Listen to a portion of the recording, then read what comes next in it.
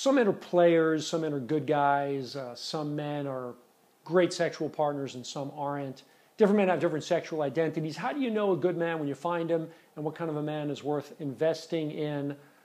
That's what we're going to talk about today for the women. Hey, it's Alex Holm with Revolutionary Sex. Today I want to talk to the women who are watching about men and men's sexual identities. Obviously, there are a lot of men out there today who are really only interested in sex and aren't particularly interested in a relationship, or if they are interested in a relationship, they're interested in a relationship with you and all of the other women who they meet. And this can be a good thing for you if you're feeling polyamorous or you're not looking for anything serious, or it could be problematic for you. For most women, and indeed most men, whether they admit it or not, there is a deeper level of intimacy that we as humans would like to have with our sexual partners. And some men don't seem to be up for it. And that's getting worse and worse in today's world of pornography and, of course, the pickup artist culture, which began as just a few chat boards on the internet. And now it seems to be out there where every man seems to be studying social dynamics and evolutionary psychology in order to manipulate women into the bedroom.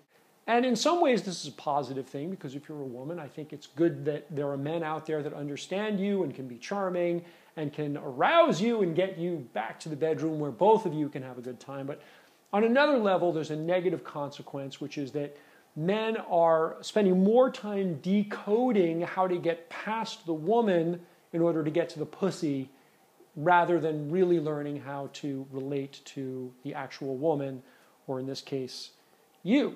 So the question is, how do you know what kind of man you're really dealing with? Who is this man that you're relating with? And perhaps you're already in what you hope to be a serious relationship. Maybe you're already with this guy. What's he about? What's his sexual identity really becoming? The reality is that the voyage of a man is very wrapped up in three major things, which are his purpose, which a lot of men are struggling to find throughout their entire lives; fatherhood, which is an issue for every man, whether he wants children or not, because of his own relationship with his father; and of course, his sexuality. And what most people don't give enough credit to is how much his sexual identity also affects his sense of purpose, who he is as a man, and his sense of fatherhood, who he could be as a father, and the legacy he wants to leave behind. And the reason that I bring this up is because it's a lot of why I think it's worth your time to watch these videos, to read the articles on my site, and of course, ultimately to buy my program and other programs on sexuality, because your voice is an important one in the conversation inside of a man's head about who he wants to be. You see, all of us, men and women, are not just the way we are. Personality isn't just a static thing. Personality is something that evolves over time. And as humans, we have a lot of questions about who we are and who we're becoming. And for most men, the question of who am I is one of the most fundamental and important. And it's particularly important in the way that we relate to women. We have a lot of powerful role models, from, the James Bond kind of figure, who is a rogue with women and has many women, and all the women love him, and he has multiple sexual partners. This is very appealing on a deep primal level to virtually all men. We have these other role models of the knight in shining armor hero, who goes through many challenges in order to win the affections of that one special woman and devotes his life to that woman.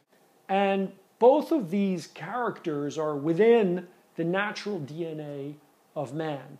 And who we want to become is an ongoing dialogue for most men until they reach some level of maturity where they can have a deeper dialogue on this. But most of the men that you're going to date are still grappling with this question.